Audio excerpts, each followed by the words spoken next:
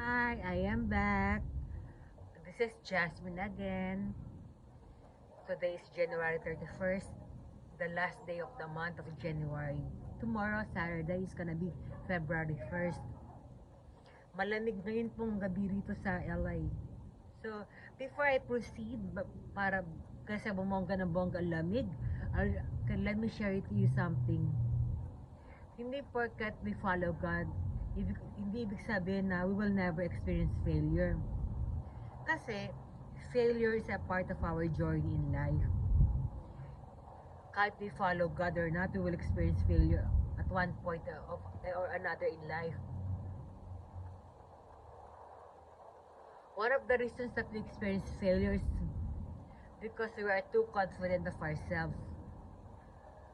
We overestimated ourselves. That's why we experience failures. Oh, pag ginawa ko to, I will never fail, I will succeed. Yun ang sinasabi ng iba. Pero mga kapatid, sabi sa 1 Corinthians chapter 10 verse 12, therefore, let anyone who thinks that he stands take heed lest he fall. We fail kasi God is not in the picture of that process. Kahit mga heroes in the Bible, they fail. Halimbawa na lang si Peter. Di ba Peter denied Jesus Christ 3 times?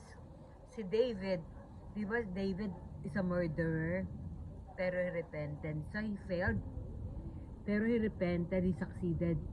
So, lahat tayo nagkakaroon ng failure in life. So, ang tanong dito, should we focus on our failure? Are we supposed to focus when we fail sa ating failure? Should we be depressed? Should we be like parang the world crashed around us? No, hindi mga kapatid. Kasi, there's a saying that true success daw is measured not on the number of times you fall, but on the number of times you stand up each time you fall. So when we fail, we have to ask God, we have to pray to God. Ask Him to please allow me to stand up each time I fall. So, pray to God in humility. Focus on what God is asking you to do. We fail because there's a reason. But always, so in the process, when we stand up, always include God.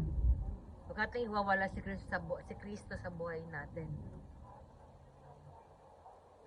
And most importantly, as we stand up, we should always aim what will give God the glory. Okay? Mga kapatid, until next time, God bless you, God loves you, bye!